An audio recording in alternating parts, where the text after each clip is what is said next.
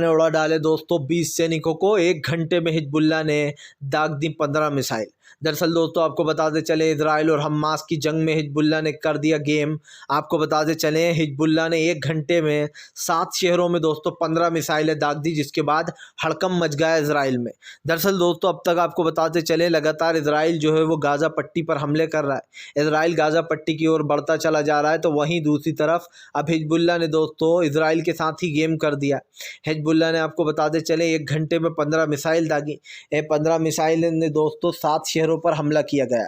दरअसल दोस्तों पूरी कोशिश की जा रही है यहाँ पर कि किसी भी तरीके से वो इस हमले को रोक ले, लेकिन आपको बताते चले दोस्तों एक तरफ तो इजराइल जो है वो हमला रोकने की बात कर रहा है, दूसरी तरफ इजराइल लगातार गाज़ा पट्टी पे और उनके मासूम लोगों पर हमले कर रहा है, अत्याचार कर रहा है, हॉस्पिटलों पर बम गिरा रहा है, मिसाइलें छोड़ रहा है, वहाँ के बच्चे मारे जा रहे हैं।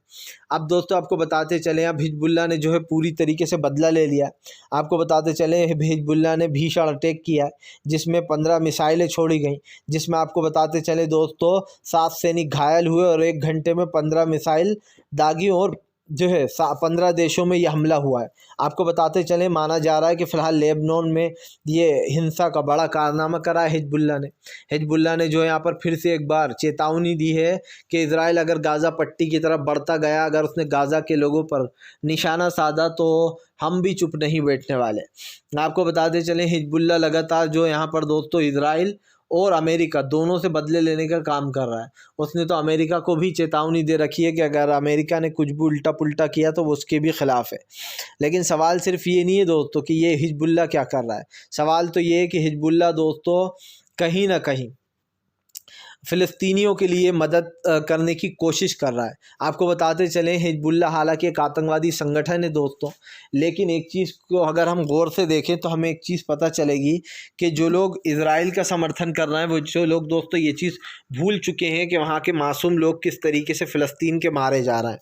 अगर आप लोग जो है हमास के हमले को एक आतंकवादी का नाम देते हो तो फिर तो आपको जो है यहाँ पर उसको भी एक आतंकवाद का ही नाम देना चाहिए इजराइल को, क्योंकि इजराइल तो दोस्तों सारी हदें पार कर रहा है। वो आत्मरक्षा के नाम पर आप समझिए सऊदी में ये कहा भी गया है, इस चीज़ का जिक्र भी किया गया है। जब अभी 57 मुस्लिम देश की OIC की बैठक हुई उसमें इस चीज़ का जिक्र भी किया गया है कि जो इजराइल है वो आत्मरक्षा के नाम पर तमाम वो सीमाएं तोड़ रहा है, तमाम कानूनों का उल्लंघन कर रहा है।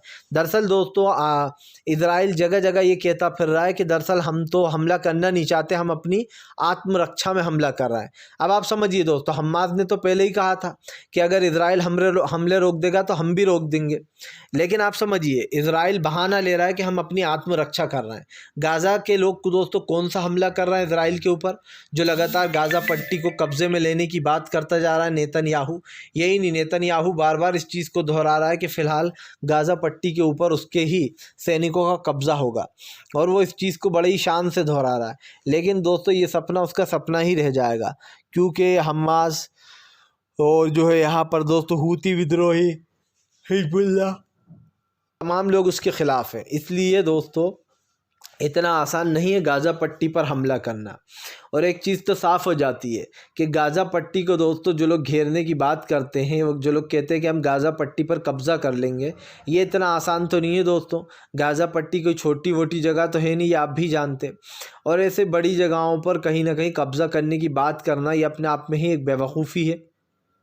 सवाल सिर्फ ये नहीं है कि ये सारी चीज़ें की जा रही हैं, सवाल तो ये भी है दोस्तों कि इन चीज़ों पर सच में कब्ज़ा करने की बात की जाती है और हिजबुल्लाह इस बात को बार बार नकार रहा है। हिजबुल्लाह साफ कह रहा है कि हम इजराइल को ऐसा करने नहीं देंगे। अगर इजराइल ने कोशिश भी की तो इसका अंजाम इजराइल और ख़तरनाक तरीके से भुगतेगा।